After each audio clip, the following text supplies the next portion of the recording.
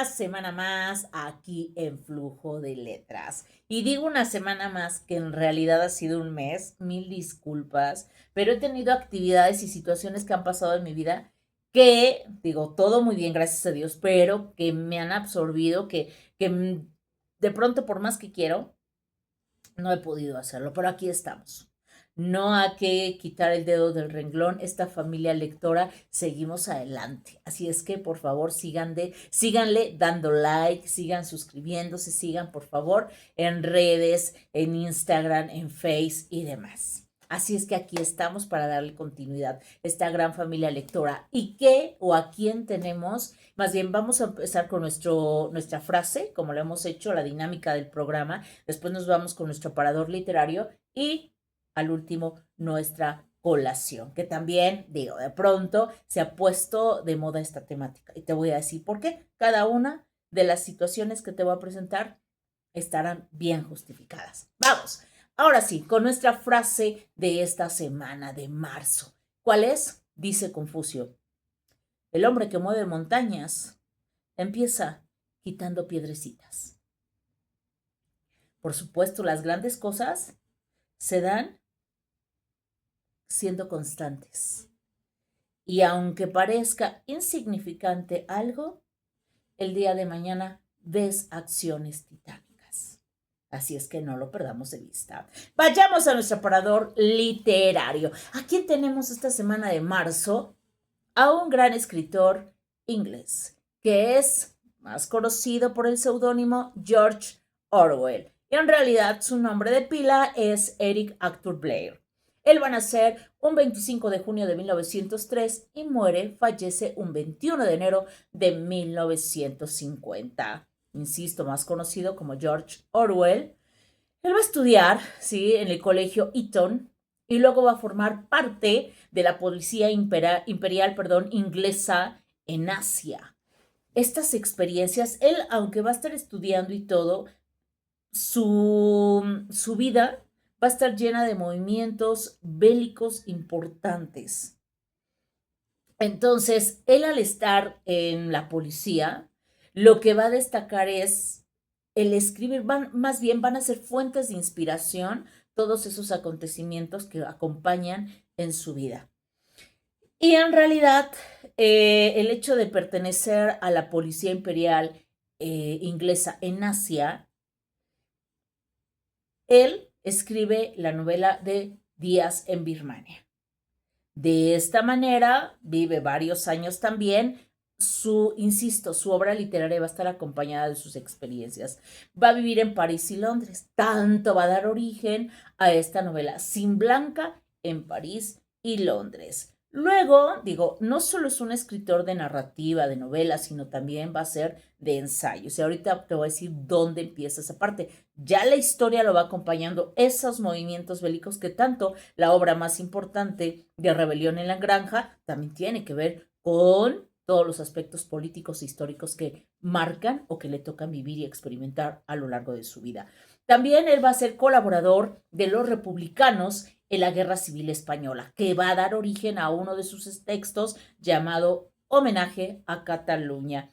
A lo largo de la Segunda Guerra Mundial también va a participar, pero aquí va a cambiar un poquito.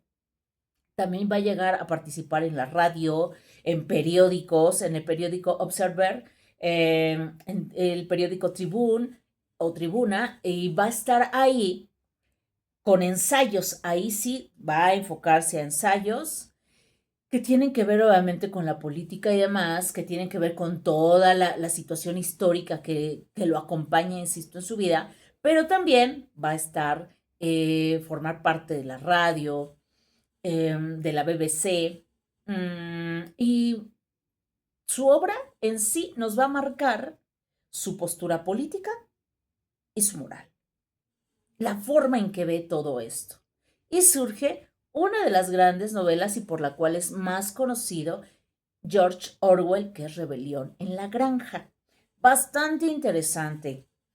Y aquí me lleva a recordar infinidad de situaciones de nuestro país. Hago como una especie de analogía. Rebelión en la Granja no solo se trata de ver a esos animales, sino más bien cómo termina. Es tan, pero tan brutal el sentido de enfrentar los animales con los hombres. Hay varios autores, incluso hay varios autores, perdón, hay autores como Confabulario de Juan José Arriola, que también habla de pronto de ciertas cosas o características del hombre con los animales. Pero aquí lo que hace George Orwell al final de la novela, es decir, veía al cerdo y al humano y al cerdo que después ya no sabía cuál era cuál.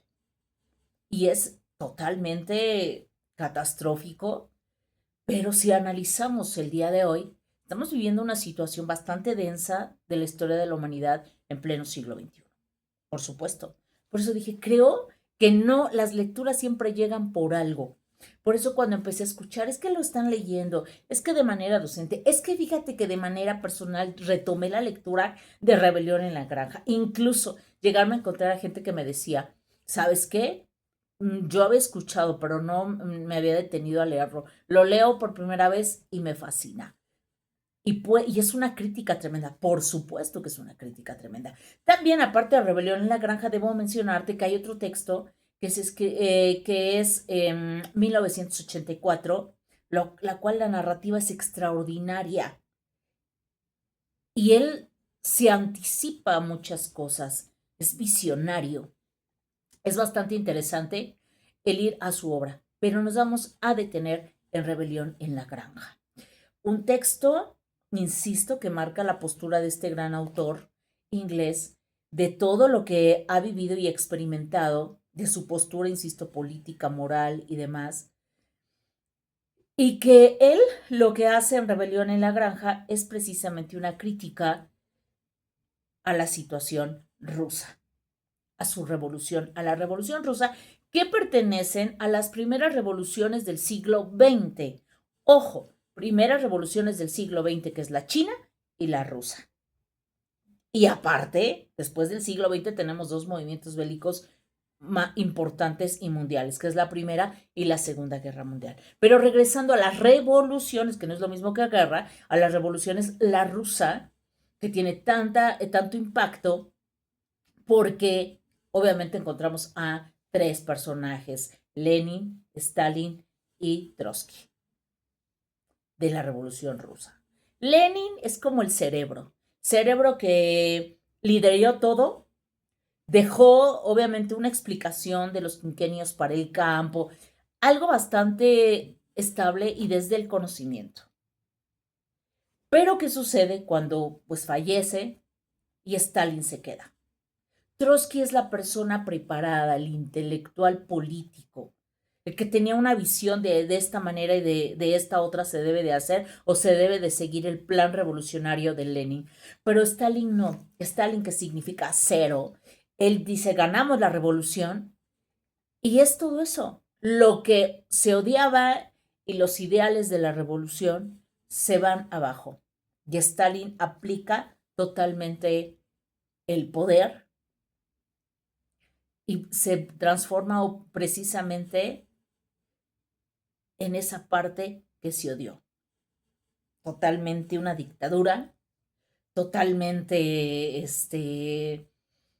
el pisotear los valores y los ideales por los cuales se luchó en su revolución. Trotsky llega a México, obvio, Stalin era como a todos verlos como enemigos y exterminó, y válgame el término, pero terminó con todos aquellos que lucharon para la revolución rusa, porque era una desconfianza y ya aquellos o el término que utilizaba el camarada, pues no lo eran.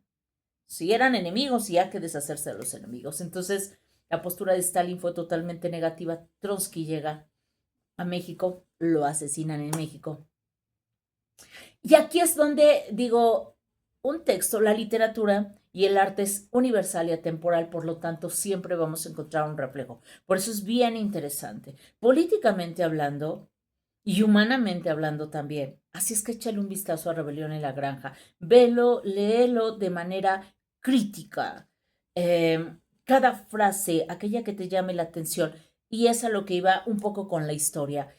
Me recuerda a Venustiano Carranza, porque Venustiano Carranza es como el Trotsky mexicano, el que sabía, el que quería, el que tenía conocimiento, que obviamente va a defender la Constitución de 1917, ¿sí? Y que, obvio, sabía hacia dónde iba, era la persona preparada después de la muerte, o más bien del asesinato de Francisco y Madero, pero, pues, también el hecho de irse al extremo, y bueno, y todas las traiciones y demás que la historia nos puede contar, pues también lo asesinan a Venustiano Carranza. Pero hay una analogía entre Venustiano Carranza es esa parte preparada, Trotsky era la parte preparada de Rusia y obviamente Stalin era mucho más, era visceral, era del campo, ¿no? Se le apoyó porque tenía obviamente esa esencia de la gente que había hecho la revolución. Y a Trotsky, ¿no? Trotsky era el intelectual de la política y pues no se le, o sea, voy al hecho de no entenderlo en la postura y al otro decir, sí, este debe de gobernar y debe de estar, y realmente lo que hace es el fracaso de esa revolución, dejar de cierta manera antecedentes de toda esta lucha, negativos, por supuesto. Y bueno, George Orwell escribe esta novela con toda esta escena de la Revolución Rusa, con toda esta historia, donde los personajes, obviamente, los cerdos, que son los que son un emblema, son un símbolo, ¿sí? De lo sucio y de la analogía entre el hombre, y por eso termina la novela de una manera muy fuerte, hombre, cerdo, cerdo, hombre, y después ya no podía encontrar la diferencia entre uno y otro. Y el hombre llega a ser a perderse por el poder y el poder no solamente político, sino económico y en todos los ámbitos. Como seres humanos realmente nos falta mucho que aprender. Por eso ir a la historia, a ese conocimiento situado, nos hace entender nuestra realidad y nuestro presente, nuestro aquí y nuestro ahora. Por eso no podemos ser indiferentes a lo que sucede políticamente, involucrarnos, dar lectura no solamente a lo que dicen las redes sociales, sino ir a fuentes mucho más críticas, ver los periódicos, qué está pasando a nivel mundial, qué está pasando a nivel nacional. Sí es muy, muy importante. No podemos quedarnos como, ya ganó y pues ahí que arreglen y que hagan la vida y el mundo, los políticos que para eso están. No, somos un país democrático, hay que hacer democracia empezando como ciudadanos. ¿De acuerdo? Pues bien, ahí te lo dejo en el tintero. Bastante, bastante interesante. Es una novela muy breve, rapidito te la puedes echar, releerla y verla desde otra perspectiva. Así es que ahí te la dejo. Nos vamos inmediatamente con nuestra colación literaria. En nuestra colación literaria sí te voy a compartir, digo, así como he estado llena de infinidad de cosas y actividades, debo decirte que me llegó la información en el sentido de, en una charla y viendo películas un fin de semana, yo empezamos a hablar de la licantropía y de las cuestiones de cómo de pronto la cosmovisión, la cosmogonía, pues marca a las grandes civilizaciones. Y pues llegamos a esta cuestión de brujos, de chamanes, de mitos y demás. Claro, el mito es una reduplicación de variaciones imaginativas donde el hombre lo toma como una fuente de inspiración para explicar todo lo que existe en el mundo. Eso hicieron las antiguas civilizaciones cuando la ciencia no podía dar una explicación. Ahora que existe la ciencia, aún así hay cosas que existen en el universo que no podemos explicar o que tienen una explicación, pero queremos que todo sea de manera científica. Y si no se puede comprobar, entonces no. Sin embargo, a lo que voy es que seas crítico, insisto, siempre crítico, pero también que pienses que la naturaleza humana es tan extraordinaria que puedes utilizarla para cosas positivas que transformen, que cambien, como también para lo negativo. Somos una dualidad y siempre estamos con esa lucha interna de nuestra esencia y de lo que aprendemos y de lo que vemos. Por eso digo, no podemos negar que sí hay energía positiva y negativa. Entonces, hablando de esto, decía, pues sí, el universo está plagado de eso. Y no podemos decir que todo sea solo lo que ven nuestros ojos y lo que creemos, sino también hay cosas que pueden estar alejadas. Y de ahí surge toda esta cosmogonía que heredan ciertos pueblos y que llegan, y que tanto hay brujas en México como también hay esta concepción de las brujas en Europa y en otros puntos del mundo. Por supuesto, el hombre lobo es lo mismo. Sí, el licántropo, lique, que es lobo, y en latín, que es lupus. Entonces, licántropo es el hombre, y la parte lobo y la parte de hombre, ¿no? Una fusión. Y es súper interesante y que hay incluso videos y demás, por supuesto, y hay de literatura, claro, sí, hablar sobre seres licantrópicos y demás. En nuestra colación literaria tenemos El hombre lobo de París, del autor Guy Ancler. Ancler, sí, espero estar pronunciando más o menos. Guy Endor, ahí corrijo, Guy Endor, este escritor en 1933, un clásico literario del género. Pero también en 1983 encontramos a otro, a Stephen King, que hay programa de Stephen King, le puedes echar un vistazo. Y es El ciclo del hombre lobo. Extraordinario, una novela corta. Entonces ahí te lo dejo en el tintero. Y también no puedo dejar pasar que hay infinidad de películas, pero una de mis favoritas, que no la pasan completa, digo, la he tratado de rastrear, no está completa, pero si tienes un acercamiento que sería Un hombre lobo americano en París. La película de los 80, porque hay una versión más actual, del director John Landis. Así es que búscala, es extraordinaria, es muy buena. Te combina entre la parte divertida, cómica, irónica y la parte trágica del mito del licántropo, del hombre lobo.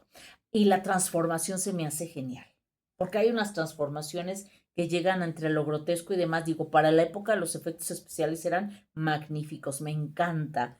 Y sí tiene ciertos matices de un terror psicológico en cuanto el movimiento de la cámara, el paneo, ¿no? Entonces es súper importante. Así es que ahí te lo dejo en el tintero también en esta colación literaria. Yo espero que lo disfrutes, que busques el texto de Stephen King, que busques el texto de Guy Endor, que veas la película y que por supuesto lo que tenemos en nuestro aparador literario, a George Orwell.